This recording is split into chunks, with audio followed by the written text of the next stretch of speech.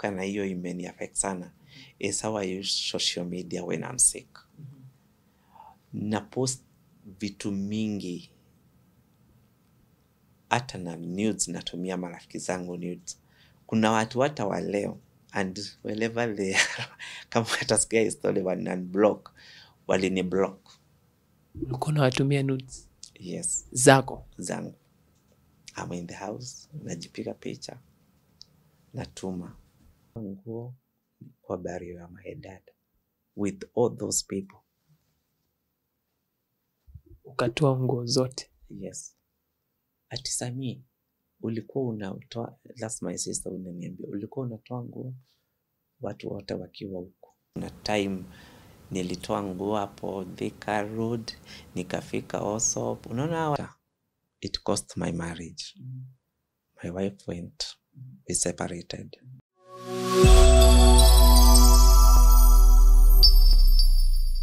Hello guys and welcome back to Nicholas Kioko TV. My good name, they call me Ustadhi. Yes, naitwa Ustadhi. And today I have a very amazing guest. A guest who is ready to share his story. Ladies and gentlemen, story si yangu, story ni ya Samuel Mbuyo. Na kabla tuende kwa Samuel, this episode is proudly sponsored by Bed Palace Kenya. Tuko na vitanda amazing, tunakutengenezea vitanda, pia vile vile tunakutengenezea sofa. Any design you want. Ikiwa pia uko na design yako unatuletea pale, tunakutengenezea. We are located pale Kiambu Road, the Digwa, opposite Quick Mart Supermarket. And of course tunasemanga Bed Palace, home of luxurious bed. So allow me to introduce my guest, Samuel Mbuyo. Habari yako Samuel? Mzuri sana. Kwa salama? Kabisa. So kwanza Samuel, introduce yourself to our viewers wajue Samuel ni nani. Okay, kwa majina naitwa Samuel Mbuyo. Mimi ni mchuuzi, nauzanga vitu za marimari around Nairobi na especially Kiambu. Na leo nimekuwa invited hapa kwa Nicholas TV share my story about bipolar mood disorder. Yes. Okay, so sahi Samuel, watu wanataka kujua sana kuhusiana na ugonjwa ya bipolar. Na you are ni kitu ambao umeipitia. So tunataka tukupatie hii nafasi. Utupe story yako Samuel. Okay. Sasa hii story yangu ama hii condition yangu ilianza mwaka wa 2004. Na kutoka wakati huo sasa nimekuwa nikitumia madawa mpaka wa leo, na imekuwa ni very challenging journey kwa sababu when you are not well, when you are not okay, maisha pia itakukalia, especially when you have a condition. Lakini I have managed it so well and I'm able to do my work today. So ni story ya bipolar mood disorder ambayo iko na extremes mbili. Moja iko juu na moja iko chini. Tukisema when iko juu tunasema you are mania, and when iko chini you are depressed. So you have to stay on medication so that it can stabilize your mood. Ikuwe sasa kama you are not low and you are not high. Sasa I'll explain about vile mtu anasikia when ako kwa hyper, ako mania. That time unaona mtu unakuwa out of reality, unaenda ukiambianga watu vile unataka kuwa president, vile uko na pesa mingi kwa bank, na vile pia uko na ati unaweza andika watu wengi kazi ama the whole Kenya, unaona as the world is yours. Pia kuna time nyingine unasikianga you are very important than others, or than you ought to be. So that's when you are mania. But when now uko depressed, unataka kuwa, you don't want to take your daily activity, maybe kama taking a shower, kama taking your food. So that time unaona you don't even, you are sleeping a lot or you don't sleep at all. So at that time when you see all things that you intended you are thinking hazijafaulu, zinakuja, unakuwa na ile mafikira ya contemplate suicide, because unasikia uko very high all of a sudden useme I have a lot of money and then you come to realize that was not hauna, you can even commit suicide if you are not careful. Yes. So tupe story yako kutoka 204, how you came kwa hii condition, vitu zenye zimekufanyikia in life ukiwa kwa hii condition mpaka wa leo. Okay, siwezi kumbuka kila kitu, but it has happened a lot. At times nilikuwa ninagonjeka nikiwa kazini, unakuta umeingia place you are not supposed kuingia without permission, then unapigwa. Kwanza before tuende kwa hiyo story yote, nikurudishe nyuma kidogo. Umesema ulipata ukiwa 204. Ulifika aje until ndio ikakuika ukapata bipolar? Okay, at times nilikuwa ilianza kitambo nikiwa a teenage boy, but haikuwa inabainika kama you could not know, kwa sababu parent wangesema maybe I have become mischievous or I'm naughty, I'm unlike other students, I mean other siblings, but that was not the case. I could also complain of physical illness all the time. I have a stomachache, I have a backache, I have headache, but that I could go to our health center, I get some painkillers and malaria drugs. They could not rule out that I needed more, maybe like something like, special treatment, like maybe counseling, seeing a counselor, or maybe sitting down with a psychiatrist for assessment.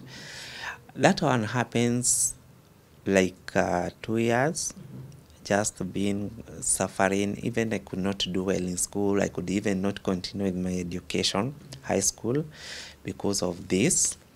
But they did not realize I have another more serious problem.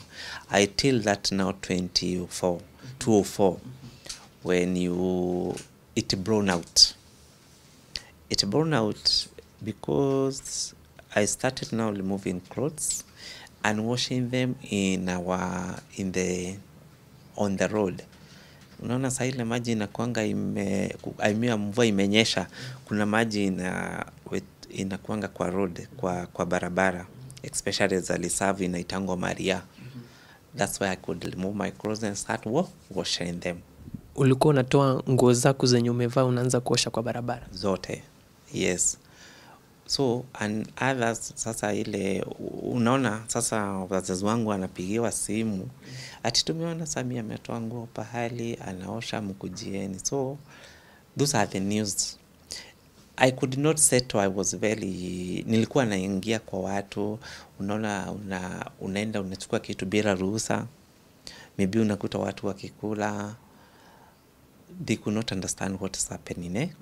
Unachukua kama chakula zao ama unasema upewe chakula. So ilikuwa inanizungusha. Okay, nimekwambia as I was introducing myself, ni kitu is like an attack. Sio kitu unaweza sema ati naumwa na hapa itokee, you will not feel anything, but utajipata ukibehave in a certain way. Yes. So hiyo time yenye ulikuwa unavua nguo unaanza kufua kwa barabara, ulikuwa unajua anything you are doing? No. Actually siwezi. Singependa kukua na ufanya hivyo, but najikuta na singesema ni mbaya because I was unwell. So that's when I started going for mental assessment. Yes, in our area hakukuwa na hiyo hospitali. So I had to come to Madhari mental hospital. That's where I started my treatment. And when I did that, like when I was in Lisavu in Nairobi, when I came to Nairobi, things were different. Sio ati the people like in Lisavu, they all know me. They did not know me, so I could do something messy, then I could be beaten. Yes. Unachapwa na watu?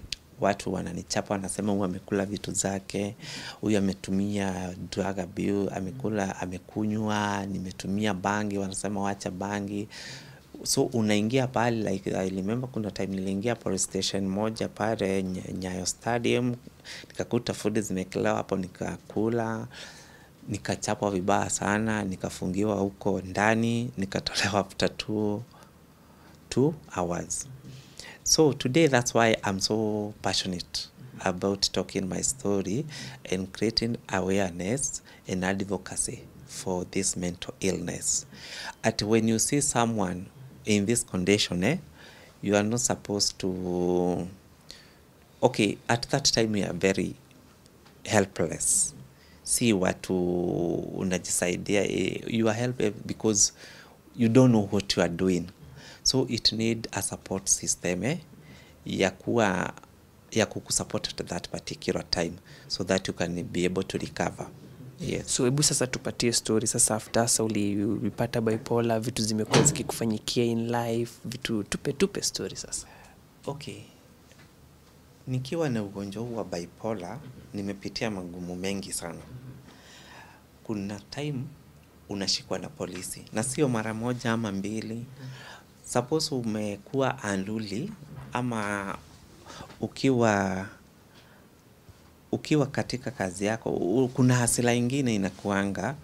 So police will understand. Like I remember there's a time I was arrested in a church for stealing a handbag kwa kanisa. In the real sense, sikuwa nataka kuiba ile handbag. I wanted to secure a place for me to sit. Then nikakuta wamama wamekelea handbags kwa viti. Then I picked. As I was picking, nikaambia, we mwizi. Nikaambia hapana, I just wanted to sit. We start praying together. They could not understand. I was beaten by the security of that church, and they took me to Langata police station. I was taken to Madari. That was my first day to ride in Madari Mental Hospital. When I went to Madari, I went for 2 assessments after a directive from the court to be checked. Because when I entered in the courtroom, I started singing, behaving like those people of Yoja Mahakamani. Behaving aje? How? Behaving? Saying what they do. Yeah. How they behave, maybe like they talk when they are not being asked to talk. Then I start singing for the magistrate. Ulikuwa naimba ukiwa kotini? Yes. Kotini, uko kwa prison. I was outrageous. Nilikuwa naimba sana. Napeana mambo ya Mungu, nyimbo za Mungu. Unaimba kama wasanii wale unaonanga like those musician unaonanga kwa TV. Yes, okay, the bad part of it, I was unwell. So people hawakuwa wanajua what is happening.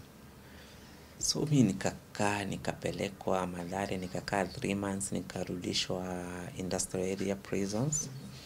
Alafu from industrial area prison nikarudishwa kotini.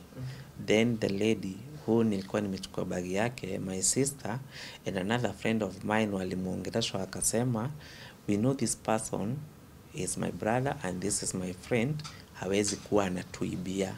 So is a mental illness, na amekuwa Mathare na ametibiwa, and now hatarudia. If he was in his senses, hata hawezi chukua kitu ya mtu.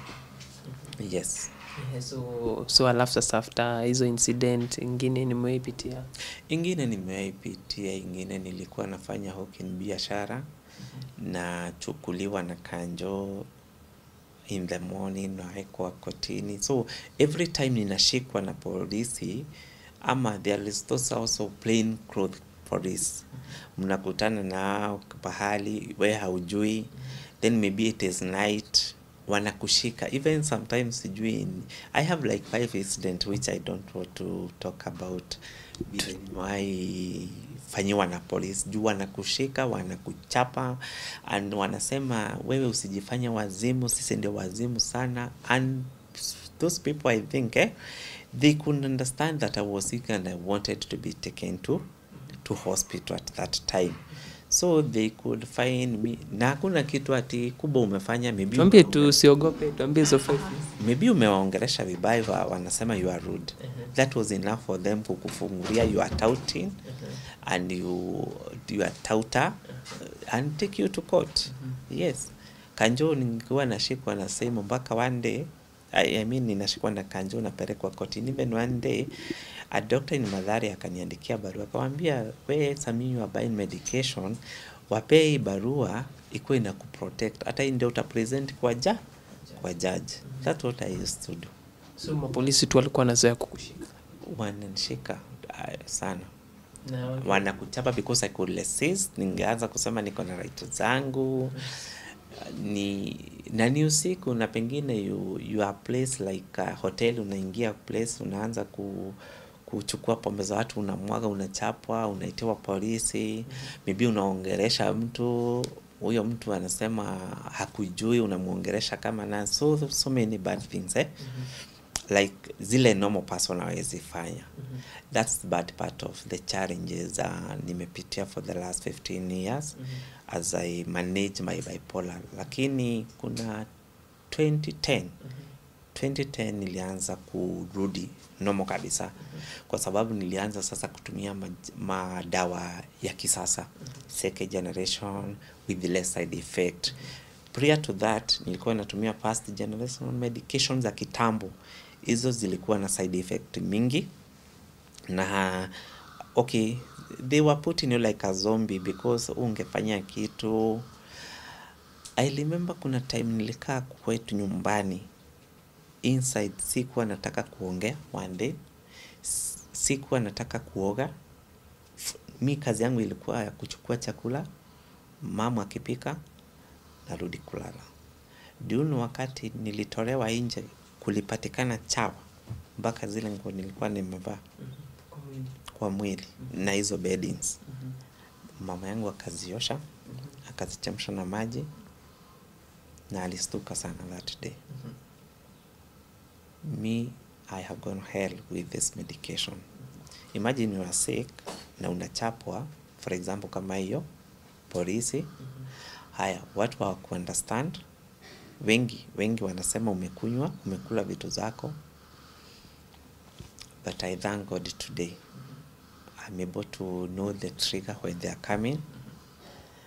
About nimekuwa na experience maybe ya kuongea na polisi, ama ni keep away from them So I try so much to take my drugs religiously so that I don't relapse.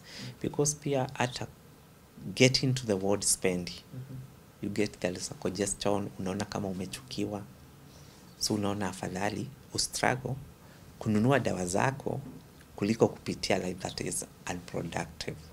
Yes. Na before tuanze interview ulikuwa unaniambia kuna wakati pia ukiwa under this condition ulikuwa unatoa nguo na you go naked. Yes. Many times kuna time ninakuanga job na bag yangu, then sitaenda nyumbani jioni juu imekuatakia place like town na wewe ujui, unajikuta uko Thika Road hapo. Kwanza kuna time nilitoa nguo hapo Thika Road, nikafika Osop. Unaona wase wa Nduthi, they are very good people. Wakati waliniona, ulitoa nguo Thika Road ukatembea mpaka Osop? Yes. Yes, miguu. Na kulikuwa na jam. Then mi nilikuwa napitia katikati, barabara katikati. Wananiuliza, umekula nini? Hakuna mtu aliniuliza ati wacha nikupeleke hospitali. Until wakati nilifika hapo Osop hapo chini. Mimi nilikuwa na bag, nilikuwa nimeweka hizo nguo, si ndio? Nikaenda nikakaa place na nilikuwa nimefanya shopping, nimenunua majuice. Sasa hizo umetoa nini na nini? Nguo zote. Uko uchi kabisa? Wa mnyama. Uchi kabisa? Yes, kwa nini unashangaa? Ukatembea kutoka Thika Road mpaka Osop? Muthaiga. Do you know Muthaiga roundabout? Muthaiga up police station. Mpaka Osop nikakaa hapo sasa, nilikuwa nimefanya shopping. nilikuwa na juice, nikakaa chini hapo kwa there is a bridge. Jamaa wa nduthi akapitia hapo, akaniona, akasimama, akaniona na hanijui. Wakakuja sasa wengi wakaanza kufanya wanakuja hao jamaa wa nduthi.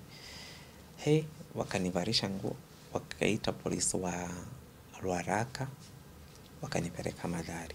Waliponipeleka Mathari, wakapigia watu wetu home. Na kuanga na insight, sikuangi achiliwa sana. I'm able to give out number ya one of my family members. Wanapigiwa, wanaambia umpeleke hospitali, huko ukifika tunakuja. That's how I used to get help. Yes. Na other so many incidents I don't like talking about. Tuambie ndio at least watu wenye wako pale nje wajue what is this thing ambayo inaitwa bipolar disorder. Hii bipolar ni hiyo tu nimekwambia. You get out of reality. You are a world of your own. You can do things that you are supposed to do alone or in a private place at the public. That's how bad it is. Unaweza kutana na mtu anakuambia mimi nasema naenda kuona Obama. Kana kuambia msalimie. I want to be the president. Tutakuchagua. Yes. We need president like you who are young people. Hata ule ako outside. So they fire. The trigger. It's like adding salt into the injury. So mtu akikwambia Sami, mimi nikienda hapo nikwambia nataka kwenda kuona Obama, umwambie na umsalimie sana, a sick person ujui. Sasa it's like you are telling that person what he is doing is right, is possible or is right. Instead umhurumie, umpeleke wapi? Hospitali. I think Kenyans and the public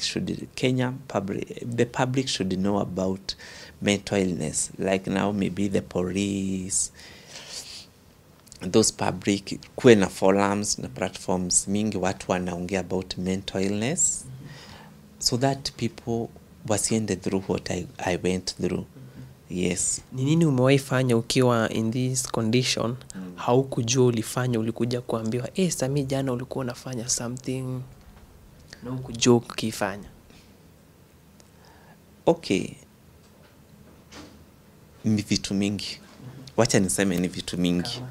Kama hiyo ya kutoa nguo, mtu hata ninakatanga. Akasema mimi hapana.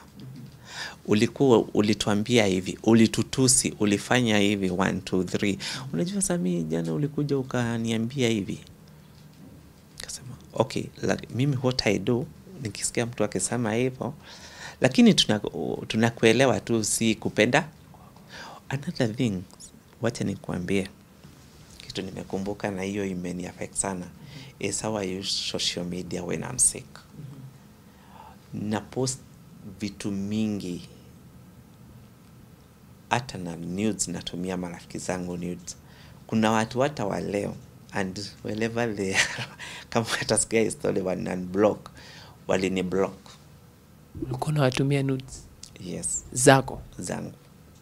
I'm in the house, najipiga picha, natuma. Someone ananiblockanga as we go on. Lakini wengine wananiambia hapana, WhatsApp wewe utafanya tuharibu boma zetu. Hiyo ni kitu naonanga okay. So far nilikubali, ni kwa hivyo na situmangi siku hizi. Ninawaambianga tu wanisamehe na I am sure. Nawaambia it's good you have told me. Na sitasema ati because I'm sick that why I sent them. I'll not be sending if I get relapse. Yes. So is unaona unatumia WhatsApp, Facebook, instead of using it for your business, unaona sasa ile vitu unatuma. Hiyo ni kitu inaniaffectingi sana. Yeah, because we will lose customer au biashara. Unaona people, maybe you have a friends who maybe could have supported you. Ukiwatumia vitu kama hiyo, wataona you are not. Lakini all the same, when they hear me talking about my condition, they also play for me and say they didn't know about bipolar. That's why today I like creating awareness. I like talking about my story so that maybe kama kuna watu outside there wako na hiyo mashida, waone maybe huyu brother yetu anafanya hivi, huyu sisi rafiki yangu iko hivi, si ati yeye ako mbaya ama ako okay, kuna anaweza saidika pia. Yes. Ni nini umewahi fanya ukiwa kwa hii condition ukaregret sana? Hiyo gani? Hiyo ya kutuma watu pictures za nudes. Ya ama kutumia watu pornography. Unaona kuna pornography unatafuta, unatumia watu. Ama unaweka kwa status yako. Unaweka pornography kwa status? Yes. Sasa unaona watu ama kitu yote unafanya, una just post. Ukienda kununua kitu una post. Na hizo zenye unatumia tu hizo pornography zako ama una download? Una download pia. Unatumia zako. Kuna time unakuanga hyperactive. So last time is vile najikutanga nikituma hizo. Yes. Na umewahi tumia family member? Ndio wanakuanga wa kwanza kuiona. Akasema hey, tulijua. Even I remember kuna time, the first time hata nilituma, you get a lot of calls. Sami, what have you put on us? Ebu toa hiyo picture, please. Si nimekwambia kuna watu hata leo hawajai ni blocked. Na ni like 5 years to 3 years. 3 to 5 years. Nimetuma hizo vitu. So unaona ni kitu. Ukienda kwa mtu maybe ni customer yako, kuna wengine watakublock na wakudelete. Na mlikuwa marafiki zako, walikusupport when you are in need. But now, unawatumia hizo picha. The thing here, si kupenda. Ukiona mtu akifanya hivyo, si kupenda. Huyo mtu usimcondemn sana. Anakuanga na shida. Because like today, or when I'm normal, I can't do that. Yes. Na bipolar disorder imewahi kuaffect wewe kama kifamilia, wewe being a family man, ama kuwa na familia? Hiyo, kuna I married at 2016, that's when I got married. I married my wife. But it cost me 3 years later, it cost my marriage. My wife went, we separated. Why? Because of the drama, because of the relapse. What he saw, they didn't know I have a mental illness, how it's look like. Yes. So wakati alijua hivyo, tukaseparate. Ulikuwa na cause drama kama gani when you are in marriage? Hey, nikiwa kwa nyumba natoa vitu, natoa bulb. Unagongesha vitu, unavunja vitu kwa nyumba. So, wanastuka. Then they could get refuge at their sister's place. Kasema, hey, Samia amekuja, makelele, amevunja kila kitu. TV nimevunja, vikombe na sahani ninavunja. So, wanaogopa. Na alikuwa na mtoto mdogo. We separated for 2 years. For 2 years, yes. So, after separation, hajairudi. Yes. Hadi wa leo. Yes.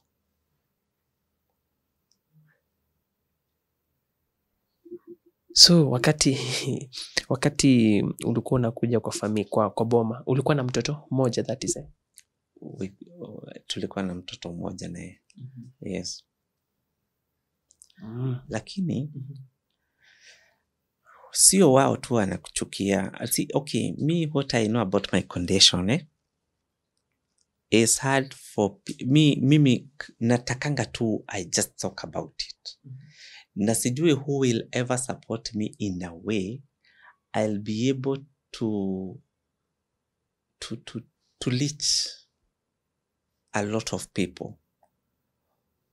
Kumwambia, it's good to, if you notice this at an early age, saidia huyo mtu. let that person go for counseling, let that person take medication.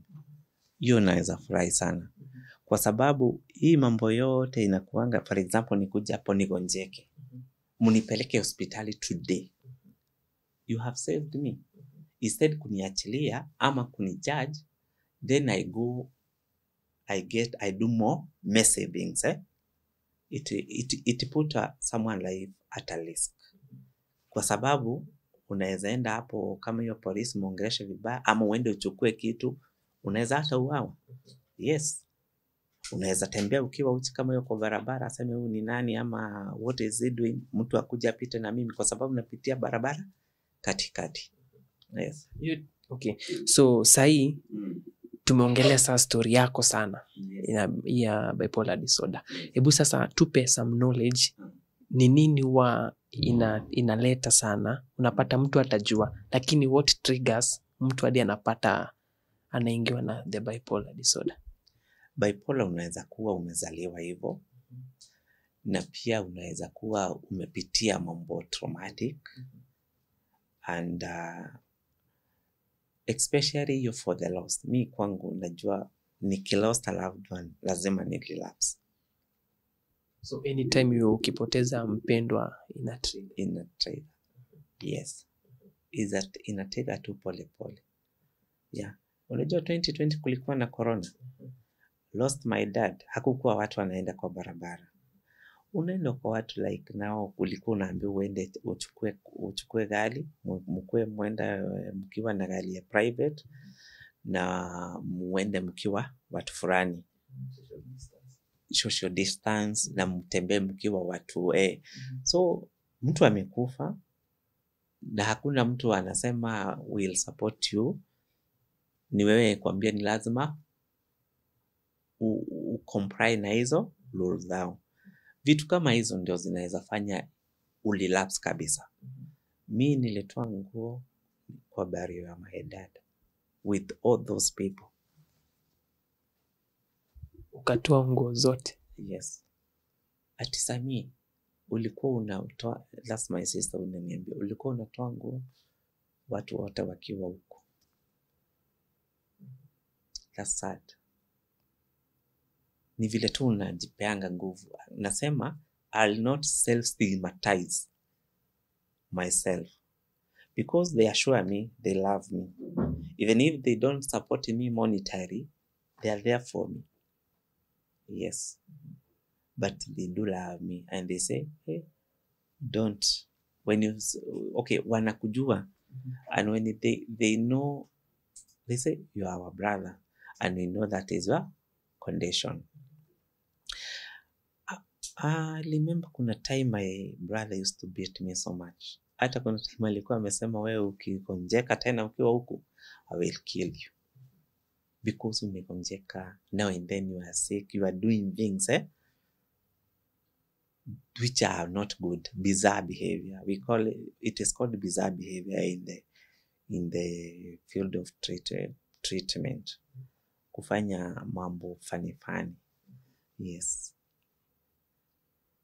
Okay. So ni nini ungependa? Okay, umesema pia ni kitu ambayo mtu anazaliwa nayo. So ni kumaanisha bipolar ni kitu mtu anaweza generate from the family? Yes. Unaweza pokea kutoka kwa your family member? Family member, of which I don't know, because in our lineage, mom or dad, we have never had those people who are bipolar. Me, I don't know what it come about. But even life stressors, you don't have enough shock absorber. Unaona, if the way you can handle stress in another person ni tofauti. Yes, I think that's the problem. Okay, mi naonanga yangu ni kama genetic. But ile ilitokea ni hizo sasa triggers. Life stressors, maybe economy, you need money. Maybe schooling. You see, like now, I didn't finish schooling. That maybe is also something that can shock you. Maybe you need a better job. You don't have the papers. Unajichukia for that. Those are the triggers, and those are the things that can make you relapse now and then. Yeah, and also when you have it, it's good for people to stand by you to make sure umekunywa dawa, because this is not a malaria or a drug that you are going to take for a week, umalize dose, then malaria ipimwe imeenda. Hii ni kitu, even if ni kutu assessment, ni kitu haionekani. Zile dawa utapatiwa, ujui how they will work for you. So we are in and out of hospital all the time. And we have also hit by an NHIF. Initially, tulikuwa tunapata madawa na NHIF. Today you don't get. So there is a lot of patient getting back to those people hospital, especially if I go for treatment. I give you a small history of in Madari, where I go for my treatment. You find there is a lot of people there because they have not accepted themselves. The family don't know about, and also others are abandoned huko because they have become a burden. Yes. And it ever happened to me. I remember there's a time I went to Madara, I stayed for 3 months. Hakuna mtu anakuja kuniangalia. They are tired with me. Sami tumechangisha, tumeuza vitu zetu. That's family members wananiambia. We are not happy. We are at loggerheads because of you. Na upo. So what can we do? So we'll stay here. So it's not also a good place to stay. Na people who are there, by the way, managing mental illness is a very expensive journey. Why? Because now, if you want second generation medication, you have also to buy them. When you are given the first one, the first line, they will have side effect on you. You will be more sick, unable to do anything. So when you go home, you can't fit in the sosa. So Madari will be your home. Yes. So for now uko under medication. Yes. So mtu akipata hii bipolar disorder ni kumaanisha utakuwa under medication throughout. Ni kitu haita heal. Me, I don't know. But my doctor tells me I have to be on medication every day to stabilize my mood. And also to not to get the symptoms that are related to my condition. Yes. But me, what I know is only, akiniambia, is only 10% who just get to normal. So 90% don't get well. So sahi Samuel, unafanya nini in life? Ni nini unafanya kwa maisha? Kwa maisha, mi ni mchuzi. Amahoka, nauzanga earrings, socks nitakuuzia, ni promote. And it's something that I have passion with of selling. Si kusomea marketing, but through the experience, like nimeifanya since 2005.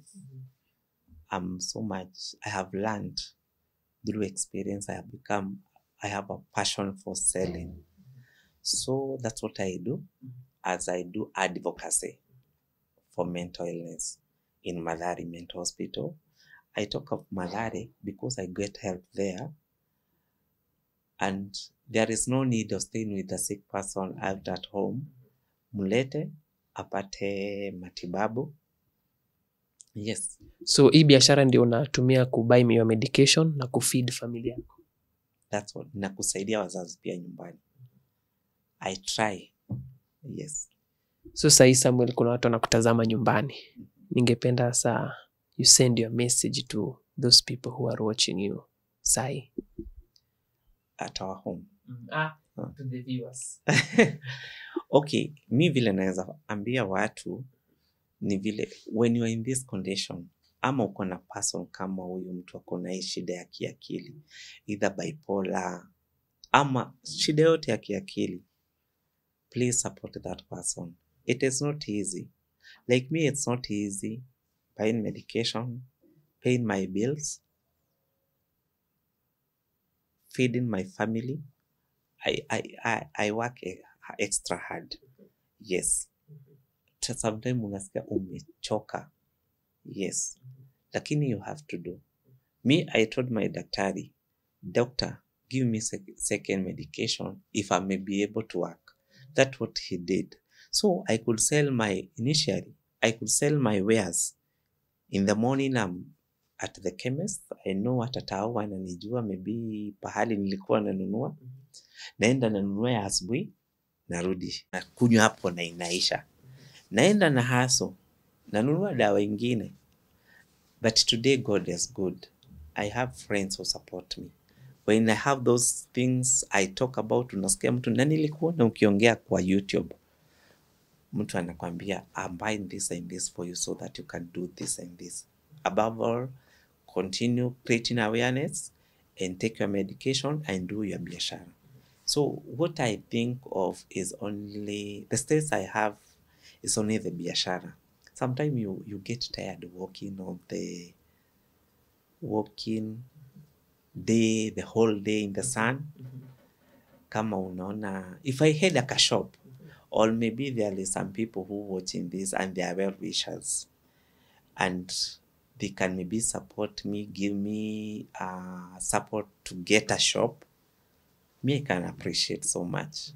Because every time I save the little, you buy medication, and you know currently how the life is, everybody is complaining or is struggling. So many people are struggling.